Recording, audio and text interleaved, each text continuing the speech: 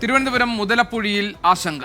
മണൽ മൂടി പുഴി അടഞ്ഞു. സമീപ വീടുകളിൽ വെള്ളം കയറും എന്നാണ് ആശങ്കയുള്ളത്. മത്സ്യബന്ധനം പൂർണ്ണമായും നിലച്ചിരിക്കുകയാണ്. സലീം മാലിക് തിരുവനന്തപുരത്ത് നിന്നും ചേരുന്നുണ്ട് വിവരങ്ങളുമായി. സലീം, ഈ മുതലപ്പുഴയിൽ എന്താണിപ്പോൾ നിലവിലെ സാഹചര്യം? നാട്ടുകാർ എന്തു പറയുന്നു?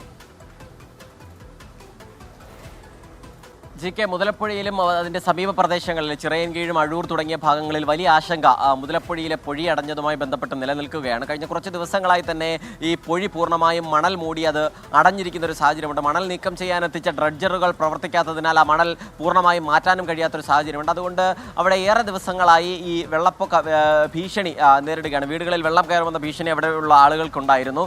ഇന്ന് ചില സ്ഥലങ്ങളിൽ, ചില വീടുകളിൽ കുറച്ചും അതല്ലാതെ ചില സ്ഥലങ്ങളിലേക്കും വെള്ളം കയറുന്ന ഒരു സാഹചര്യം ഉണ്ടായി. അത് ഇനി മറികടക്കണമെങ്കിൽ ഈ പൊഴി മുറിക്കുകയും ആ മണൽത്തിട്ട നീക്കം ചെയ്യുകയും വേണം. അതിനുള്ള നടപടികളൊന്നും ആരംഭിച്ചിട്ടില്ല എന്നുള്ളതാണ് വലിയ പ്രയാസകരമായ പ്രദേശത്ത് നിൽക്കുന്നത്. മാത്രമല്ല വേലിയേറ്റവും വേലിയിറക്കവും കാത്ത് ഇവർ ഈ ആശങ്കയോടുകൂടി നിൽക്കുന്ന സാഹചര്യമുണ്ട്. വേലിയേറ്റം ഉണ്ടാവുകയാണെങ്കിൽ വീടുകളിൽ ഉൾപ്പെടെ വെള്ളം കയറുന്ന ഒരു ആശങ്ക അവിടെയുണ്ട്. മാത്രമല്ല ദിവസങ്ങളായി ഇവിടത്തേക്ക് മത്സ്യബന്ധനം പൂർണ്ണമായും അടഞ്ഞിരിക്കുകയാണ്. കഴിഞ്ഞ ദിവസങ്ങളിലൊക്കെ ഈ മത്സ്യബന്ധനത്തിന് പോകുന്നവർ ഈ മണൽത്തിട്ടയിലൂടെ വള്ളങ്ങൾ നിരക്കിക്കൊണ്ടുപോയി അവിടേക്ക് കടലിലേക്ക് പോകേണ്ട സാഹചര്യം ഉണ്ടായിരുന്നു. ഇന്ന് അതിനും കഴിയാത്ത സാഹചര്യം വന്നിരിക്കുന്നു. അങ്ങനെ പൂർണ്ണമായും മത്സ്യബന്ധനം തടസ്സപ്പെട്ടിരിക്കുന്നു. അവിടുത്തെ വീടുകളിലും ആ നിലയിൽ ഒരു ആശങ്ക രൂപപ്പെട്ടിരിക്കുന്ന ഒരു സാഹചര്യമുണ്ട്. അതുകൊണ്ട് ഈ ഡ്രഡ്ജറുകൾ പ്രവർത്തിപ്പിക്കുന്നതിന് എന്തെങ്കിലും തരത്തിലുള്ള നടപടികൾ വേണം എന്നുള്ളതാണ് നാട്ടുകാർ പറയുന്നത്.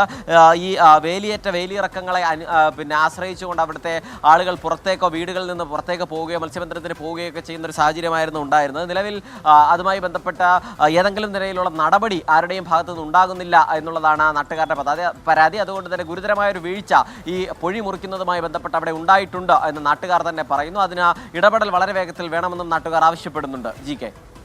ശരി, സലീം മാലിക്കാണ് വിവരങ്ങൾ നൽകിയത് തിരുവനന്തപുരത്ത് നിന്ന്.